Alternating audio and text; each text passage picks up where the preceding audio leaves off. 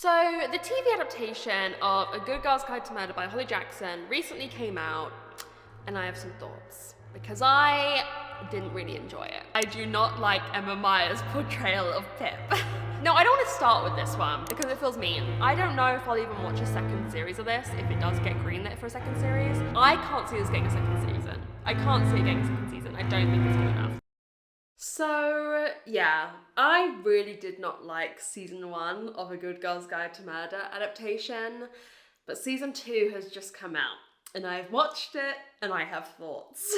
Hello friends, welcome back to my channel. Welcome if you're new, I am Megan. Here's what you need to know going into this video. I love A Good Girl's Guide to Murder series, okay? One of my favourite YA murder mystery series ever. I absolutely adore it.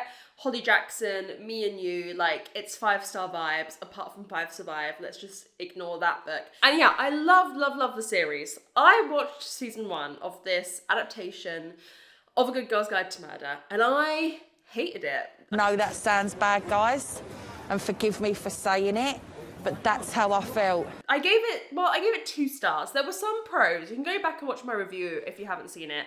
I split the video up into an easily digestible list of pros and cons, which we may have done again today. I really wasn't happy with the adaptation, right? I often don't love adaptations in general. I think it is really hard to adapt books in a way that makes an audience happy, but I had a lot of problems with the first series. We'll get into some of them as we go throughout my reviews on this series. But yeah, needless to say, I wasn't a fan.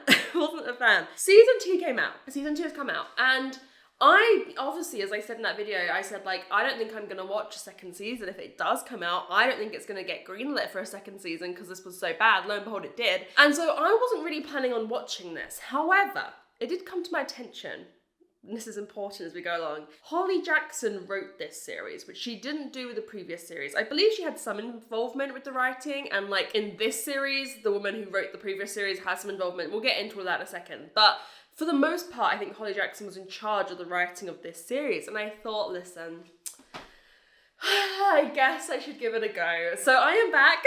I am back to do a review of this season, and we split it into easily digestible pros and cons once again. But the headline is, guys, this was good. Season 2 is good. I can't believe it.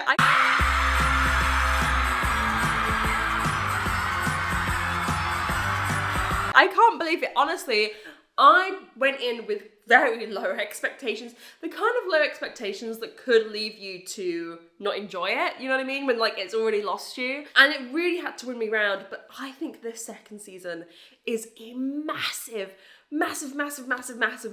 improvement on the first season. So many of my problems have been solved. Holly Jackson, we'll get into this, but let me know if you watched my review, girl. I said don't. But I think I raised some good points, and I think you fixed a lot of them. So shall we get into my review? We have more pros and cons this time. Last time I think we had more cons and pros. So a brief synopsis of what is happening in this series, I guess. Pip is a young girl who kind of ends up investigating mysteries in her town. The first one, she was investigating an old cold case. In this one of her best friend's brothers goes missing, and so she is trying to find him, trying to help find him. That's really all you need to know. I'm going to try and be non-spoilery for the book, the show, and season 1 of the show. You can watch this if you are trying to decide whether you want to watch the show too. I'm really going to try and be non-spoilery for like the reveal of what happens and all of that. There may be some things I say that could give you a hint of what happened in this season or the previous season, but that's the extent that we're going to get to. Pro number 1 is the writing, baby. Holly Jackson, baby, never let anyone steal your pen again. Never let anyone steal your pen again. I'm so passionate about this. The writing, 10 bajillion times better. Oh my good God. She like posted something on Instagram. I'm like, I think it was on her Instagram stories. I can't find it now. Where she was like, to everyone who complained about the writing in the first season, I wrote this one. Happy now? I fear that was directed at me. Holly, don't be mad at me for the bad review. And now, back to this bitch that had a lot to say about me the other day in the press. Miley, what's good? Hey. Whoever came before, I'm sorry, you just did not get it. Like, Holly Jackson gets what this series is, what the characters are, what the plot is, what is needed for the storytelling. I have a few things that could come under writing, which we're going to get onto as other pros. The character voices sounded so much more authentic. There was some really, really interesting development of character relationships in this book, particularly with Pip and her friends, Cara and Lauren. I found, and particularly Cara, after the events of what happened in the first series and the first book, that left their relationship in a very interesting place, and it was explored really well through the writing. The pacing was so much better. It just felt real, right? It just felt real. One of my complaints in the previous season was like, Pip would come to someone and ask them like 3 questions, like, where were you on the night of this murder? Is there anything that you want to tell me? Okay, bye. And everyone she'd meet, they're like, you have 3 questions. Like, make it quick. The formulaicness, it was bad. It was poorly structured. It was poorly written. Whereas everything in this season just felt like it flowed together so well. I felt like the interviews were structured in an interesting way, and the rest of the story just flowed really, really well. Listen, I think Holly knows there were issues with the first season. I think she knows it, because I was looking on her Instagram and someone commented, like, why did you make Stanley, who is a character in this story and in the first story, but in this story, in the series, he's a security guard, rather than in the book, I believe he's a journalist. I haven't reread the book for this video, because I think it's better to meet the adaptation where it is. But yeah, I believe he's a journalist in the books, and he's not in the first season. Everyone was like, where the heck is Stanley? Like, we need him for the second book. And in this one, he's a security guard. And on her Instagram, Holly Jackson responded, because season 1 didn't introduce him, I had to change his job so we could meet him naturally during the Jamie investigation. Not the only thing I had to adapt because of season 1, facepalm emoji. Holly, let me say you need full creative control of any future adaptation of any of your books. Full creative control.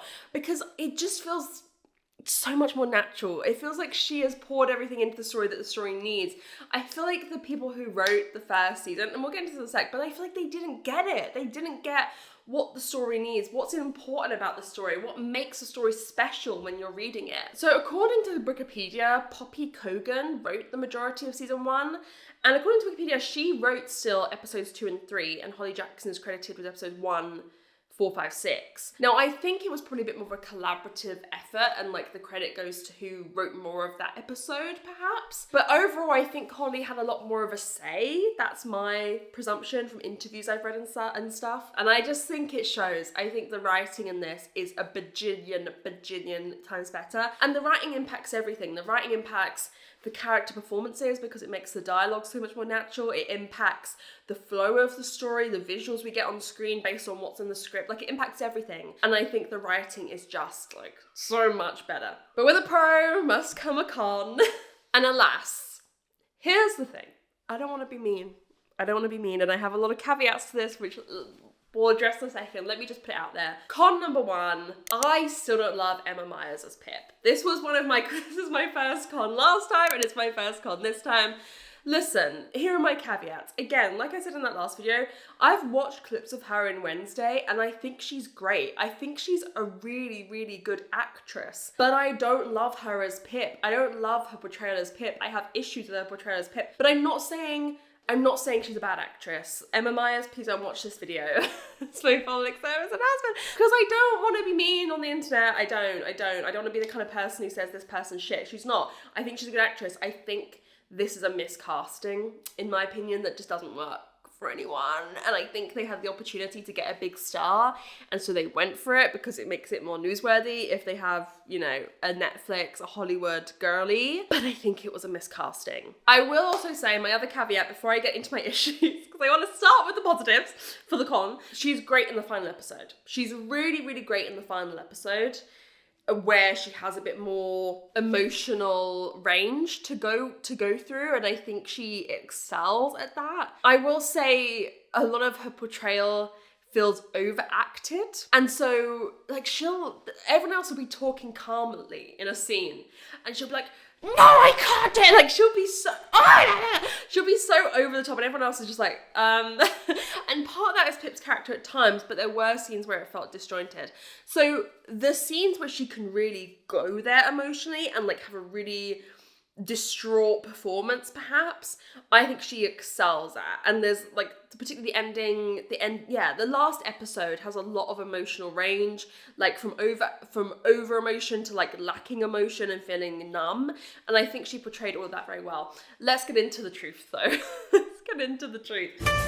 Well, here's the tea. Her portrayal is not believable or natural. And that is crazy to me when she's the star. Like, she's the star, not only the lead role, but like she's the star. Like, she has the most experience out of this young cast. The rest of them were pretty much unknowns, I think. And so that's crazy. It was crazy that I'm believing everyone's portrayal other than you. The accent is still whack. This was my problem with the first. She's putting on an English accent, right? Because she is American, Pip is English, it's set in England. It's distracting. It's distracting. It takes you out of it. I don't want to be taken out of it. There was this moment, I can't remember what episode this was in, but I vividly remember the line. And she's like, no, I can't. No, I can't. Or something like that. It sounds like at moments, that moment particularly reminded me of, you know, the Harry Potter scene that everyone makes fun of, where it's like, not me, not you, not Hermione, you, or whatever. I haven't watched Harry Potter in quite some time, so apologies for getting a reference. But you know, everyone makes fun of that and puts on like an over English accent. Not me, not Hermione, you. You know, her accent sounds like that. It sounds like a completely exaggerated English accent. And this is not me being like, oh, I need the sanctity of the English accent. I don't give a shit, right? But like, it shouldn't be grating. It shouldn't be creating friction. And that's in my opinion what it does. It's better. It was worse in season 1. It's better, but there's still moments where it's really bad and it does take you out of it. There's moments where it's fine, okay? There's moments where it's passable, it's fine, but I just don't want to be distracted by it. I watched an interview actually this morning of her speaking in her normal accent, and her like intonation is completely different. Like, the way she speaks, her pace of speaking, the words she stresses in her natural American accent versus British accent are completely different. And I think that's why it sounds unnatural, because she's not speaking in a way that's normal to her, you know? Oh, Emma babe, I'm so sorry. But like, I enjoyed so many other performances over her. And I feel bad. I think she's probably a wonderful actress, but I just think this was a real miscasting. You know, if they have the opportunity to get a really well-known actress, I understand why they did that. But yeah, alas, her performance it wasn't bad. Like I say, that last episode, amazing performance. But I just think she struggled to find Pip for me. Okay, let's get positive though. Pro number 2 is the mixed media, baby. Oh my, I'm living. I'm alive again. I'm alive. Oh my god, she's back, baby. There is so much more mixed media this season. My complaint last season was mixed media extended to Instagram. Looking at people's Instagram, checking people's Instagram, messaging people on Instagram, watching videos on Instagram. There's so much. Holly, thank you so much. Because mixed media is what makes it so special and so fun. And they showed that in a way that really like brought it out. We had characters listening to the podcast in a really fun way. We had a Ring doorbell. We had Fitbit stuff. That was in the book, I remember, the Fitbit especially. The Ring doorbell might have been. But we had Fitbit stuff. We had people sent Pip clips of a calamity party, which is like the parties that the cool kids have. And like, rather than her watching them on Instagram, which for some reason doesn't feel like the vibe to me, people had sent them to her from their camera roll and she was like watching them on like the QuickTime play on her MacBook. And for some reason that just felt better to me. It felt more realistic. I don't know. It just brought another sense of realism to it. There was some Instagram usage as well, but I thought it was contained. It was a good section though. There was like figuring out of passwords and web history as well. There was so much. I just honestly feel like Holly's in charge, babe, and she gets what makes mixed media. It's the variety. It's this gives us this clue, this gives us this clue, rather than just Instagram. She gets what makes it so special, and I really thought that shone through. It just made, I haven't realized I haven't held up the book, Good Girl, Bad Blood. Like, it makes this series and this book special, the variety of mixed media, the way it's used. So, Holly, babe, you've done well. You have done well. It makes me so happy. It makes me so happy. So that was a huge, huge pro for me. Con number 2, and this is our last con. I'm going to be honest, I didn't have a ton. There were moments it felt like a little bit GCSE drama to me. A little bit. Now, I fear this may actually be more about me, like a 26-year-old watching a show that is now meant for teens. You are very old and you need to play your age and not 12. You're an old lady. When this book came out, when this series came out, I was the target market. I am now 26, and so I am watching teenagers, or like, some of them are probably early 20s by now, aren't they? Because it's been 2 years since the first season. But anyways, like, this show is meant for teens, so there's a little bit of that. But this is something I feel often with teen adaptations. I only watched the first season of Heartstopper. I didn't love Heartstopper. Sue me. Sue me. I didn't love it. I didn't dislike it as much as I disliked the first season of this, but there were just some moments and some line deliveries that I didn't love. It felt a little bit juicy drama. Like with Pip's accent, these were moments that brought me out of the story, and that's just not what you want from a viewer experience, right? I don't want to be watching something where I'm taken out of the story and like realize you are actors. You are actors. You are acting. This is acting. Ha! Ha! I'm acting.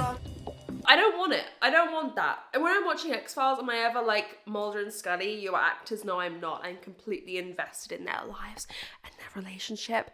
And they're about to kiss, but then a bee stung her. You don't understand. You don't understand the bee sting. You listen, you just don't get it. It was just moments where it didn't feel like the actors really sat in that character. I will say, I felt it more in the early episodes. I don't know if they shot this season mostly in order. It got better for me throughout the series. It could have been just me like adjusting to the tones. But there was some stuff, there's actually a party at the start of the first episode to do with Killjoy, which is like a novella that exists between the books, and there was a Killjoy scene, and there was moments in that I didn't love, and there were a few moments from Ravi in particular, I would say, that I didn't love, but there were moments where he was really good as well. But for him, there was, in the first couple episodes, he would say things, and I'm just like, ugh.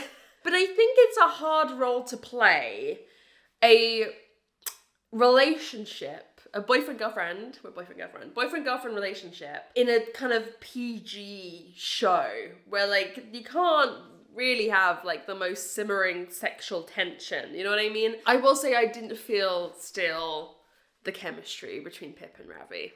I still, they were fine, it was fine. But did I believe that these two are obsessed with each other? No. No, I did not. Pro number 3 is there was some great individual performances that I want to shout out. The acting is on a different level to season 1. Season 1, I remember one of my pros being how good some of the older, more established actors were. So Pip's parents, or Matthew Bainton, my love. I thought they were really strong, and I feel like they carried it more than the younger cast. They're really not in this season, and the younger cast have to carry it a lot more, and I really feel like they did. I really feel like they've grown as actors. We have Max Dowman, who is an odious character. Odious Max Dowman. I won't spoil much, but I will say he's on trial for something in this book. It might not be what you think it is. Okay, I'm not spoiling anything. But he's on trial, right? He's not a nice boy. He's not a nice man, and a lot of this series is actually taken up with the trial. We have 2 storylines really. We have his trial and we have Jamie, Connor's brother, going missing. And it wasn't like that in the book. This is really a storyline that's been added in, and I understand why. I think part of it is just that the actor for Max Salmon is really good. He's really good. She's really good. He's been linked with James Bond. He won't get it, but he's been linked with James Bond, and he's doing some like big projects. I thought he was outstanding, and his family, there was some really interesting dynamics, particularly with his mum, that we explored in the series, and I thought he was really strong. I want to give a shout out also to Connor, who is Pip's friend whose brother has gone missing. I think he was in season 1, the actor for Connor. I don't remember him, but I thought he was a lot stronger in this season. I thought he straddled this really interesting boundary between being a bit of comic relief, right? Like he's a bit naive, a bit clumsy, a bit of a joker, but he's also very worried about his brother who he loves, who has gone missing. And he's straddled those emotional nuances very well, and sometimes let them bleed into one another. And I don't know, there was a lot of nuance to his performance. I also thought Cara and Lauren, who are Pip's best friends, there was a lot more meat for them both to sink into in this season. Cara went through some really traumatic stuff in book 1. It leaves her and Pip's relationship in a very, very interesting place where she kind of resents and thanks Pip for things that she's done. And then Lauren starts dating Max Dowman's cousin, Lauren Babe. Lauren Babe. I remember being 16 and falling in love with a boy too, but like, it ain't worth it, babe. It ain't worth it. Let's not date that man's cousin and go to dinner with the family, Lauren. Let's not do that. So I thought they were really strong and just, I feel like they had grown into themselves as actors. Like, I think a lot of these actors, it was one of their first professional jobs, season 1, and they just felt a lot more confident, a lot more of a nuanced performance. So I really enjoyed a lot of the individual performances in this. Also, Stanley, who I mentioned earlier, plays an important role in book 1. We didn't see him. He wasn't a character. He's introduced in book 2. And he doesn't get a ton of time to shine until the last episode. And again, no spoilers, but I feel like he had a very subtle performance where he didn't do a lot or say a lot, but communicated so much through just very, almost a blank face right at times, but there was also so much emotion behind the blank face. I thought he was very, very, very, very good. And I thought he was cast extremely well. So yeah, I thought there were some really strong individual performances. I think the actor who plays Max Dowman in particular is going to go on to have a career, baby. Like, he was wonderful. He was wonderful. But all those people I shouted out, I thought were really great. And then I don't have another con. So my next pro and last pro is that it was just shot very well in a way that I don't remember it being in the first season. I mean, I could have just hated the first season and ignored this, but there was some really interesting stylistic decisions that made it so enjoyable to watch, like just camera angles and stuff like that. So there's one scene where like Max is listening to the podcast and we like go over his head to see him, and I thought that was very interesting. There's also a shot later on where Pip is in the police station talking to, is it the sergeant? I don't know, the head policeman. We're looking at Pip through a door and someone opens the door and it means that his reflection is laid onto her. So he's like talking to her, but he's like, his reflection's on top of her. And it was just a very, very interestingly shot.